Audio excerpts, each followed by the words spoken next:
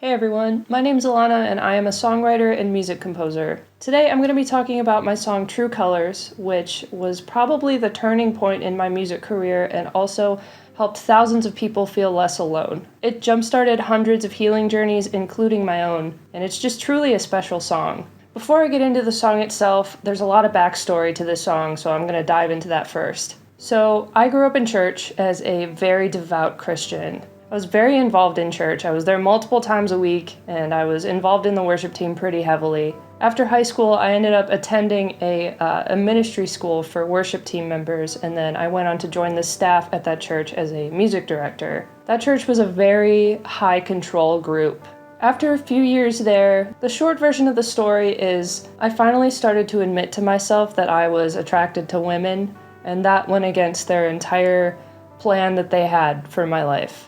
My leaders at that church, people that I, at the time, really trusted and loved, became controlling and abusive and really harmful towards me, and so I ended up having to leave.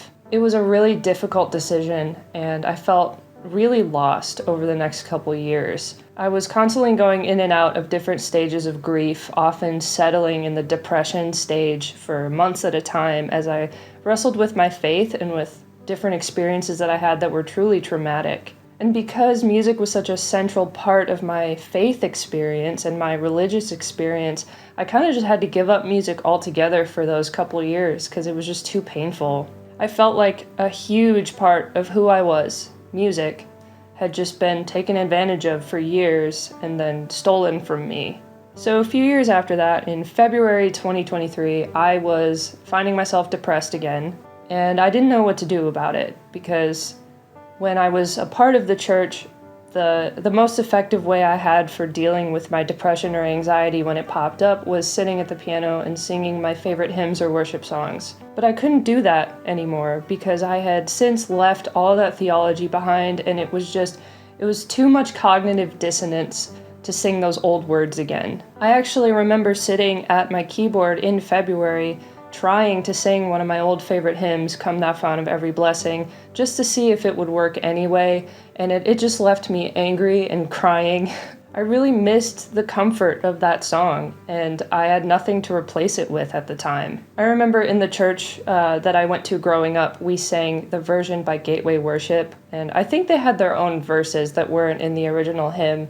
I could be wrong, I'm not sure. But the second verse of that song, which is what they end up reprising at the end, it goes, I was lost in utter darkness till you came and rescued me. I was bound by all my sin when your love came and set me free. And then it goes on. And I just really wanted to feel the comfort of that verse again. So angrily, I ended up thinking to myself, like, what if I just change the words and just sing what I want to sing, but with the same melody? So I sat down at my keyboard. My mind started with that first line of the Gateway Worship verse, I was lost in utter darkness. But this time, I viewed the darkness as my time under that heavy religious shame. Because after being out of it for about 3 years at that time, everything's clearer in hindsight. And I realized just how dark of a time of my life that was, when I was under other people's control, and I just was a shell of my true self. So I started with that. I imagined myself, I was lost in utter darkness. And then at the time, I was reading a book called Complex PTSD by Pete Walker. That book changed my life, by the way. I would highly recommend it if you've been through anything relatively traumatic. And one of the ideas that Pete talks about in this book is the idea of toxic shame as opposed to just shame. It's been a while for me since I've read this book, so I am totally paraphrasing here, but toxic shame is actually detrimental to your brain neurologically and to your body, because it's literally like the shame is destroying yourself, and that's what religion had given to me, was these very self-critical voices telling me that I'm not enough, that I'm nothing without a savior, you know, all those familiar messages. And so the second line of the song ended up being, I was trapped in toxic shame. And then it just was flowing from there. I didn't even really have to think about the next line. I was bound by my religion till I chose to break away. I'm getting chills right now as I'm even saying it. By that point, I was crying. I finally had words to put to my experience, and I had started to reclaim this melody that was so dear to me. Finally, I wrote the rest of the verse, I kind of sat there just like sobbing for a while because, I don't know, my entire body resonated with something for the first time in years, and I decided to record it and post it on TikTok. I was lost in utter darkness. I was trapped in toxic shame. I was bound by my religion till I chose to break away. Now I'm finding my true colors. For the first time I feel free. Now I'm learning self-compassion, and as I heal, I'm finding peace. Within minutes of hitting post, my phone was blowing up with notifications. People were telling me how much it resonated with them, how much they needed this, how this did something for them that years of therapy had never been able to do. And I could relate. I had also been in years of therapy, and there were just layers that we couldn't crack by just talking about it.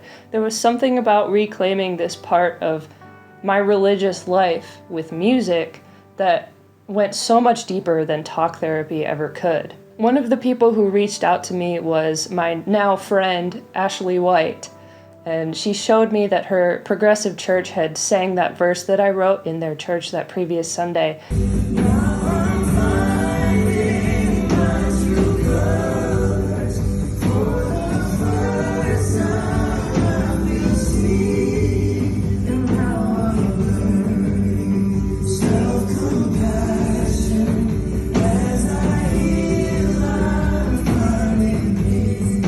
And she asked me for my permission to write more verses for their church to sing together. And I just felt in my gut that I should go a little bit further, and so I asked her if she wanted to co-write the rest of the song with me and be featured on it officially. I don't know, just something told me that she was just a great person, and this would be a great opportunity to collaborate and co-write. So she was down with it. We met up and a friendship blossomed pretty much immediately. That's another thing. We happened to live in the same city at the time when she reached out to me, so I was able to visit that progressive church when they sang the song, and it was really cool. But yeah, we got together, we finished the rest of the verses. It flowed almost as naturally as writing the first verse did, which was just a crazy experience. And we really felt that we had something special on our hands. Once we had all the lyrics down, everything was written out on paper, we had some voice memos of just like a rough demo of the song. I started the actual recording process. And I have no idea how I thought of this, but I had the idea to ask my TikTok followers to send in recordings of them singing a verse of this song and then put it all together in my music software so it sounded like a choir. So I posted a video asking people if they were interested in being part of this to DM me, and soon my DMs were flooded with people who were interested. At the end of it, I had 55 different voice tracks that I layered together in my music software. I did some careful mixing, some EQing, some panning, so it sounded like every voice had its own place in like the spatial, whatever it's called. I added some spacey reverb. I think it's called Cathedral in my Ableton software, so it was literally meant to sound like it was in this huge space.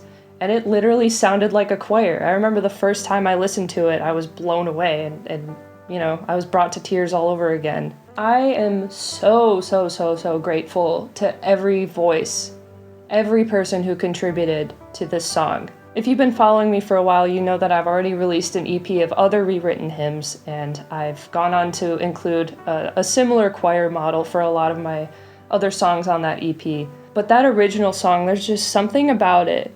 All of these voices coming together, contributing their stories to such a healing song. It felt groundbreaking. And it was really cool too because I invited my first choir members to be a part of a brand new Discord server that I started just so we had a place to talk and connect. I was able to become friends with a lot of those choir members, and a lot of them are my close friends to this day. It was just such a collaborative effort all through the whole process, not just with the choir, but you know, co-writing with Ashley, having her sing the lead vocal in the final track, which I think just makes it sound so beautiful. I love Ashley's voice. And then I was also able to work with a cellist named Santhi Amadeus, and that was just really special to have some real cello in the song. And then when I finally announced the release date, of course, it was so exciting, and so I decided to have a little release party, like a little listening party with just some friends and supporters in the area. It was really intimate. We just hung out for a while and then listened to the song together.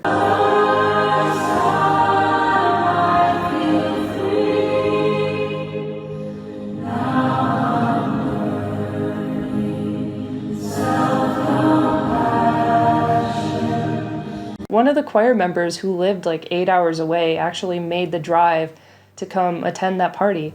And so I felt really supported. I felt very encouraged, and I just felt like I was, I was walking where I was supposed to walk, like life path wise, My favorite part of the aftermath of the release of this song is just how many different people this has brought together. I've had people reach out to me from all different faith backgrounds, all different life experiences, all different ages, all different gender identities, like from all over the world. People have come to me telling me how much this song has meant to them and how it has healed something in them, or how even if they didn't grow up in a harmful religious environment, how they appreciate what the song has done and how it's brought people together. And that's really the heart of it, I've been accused a couple times of being anti-Christian or, harming a sacred song. That's never my intent. My intent is never to be anti-anybody. It's just to be a unifier. I think the message of True Colors ultimately is a more universal way to live life and to love one another, which I think is the whole message of Jesus. When it comes down to it, life is all about loving others and looking out for each other.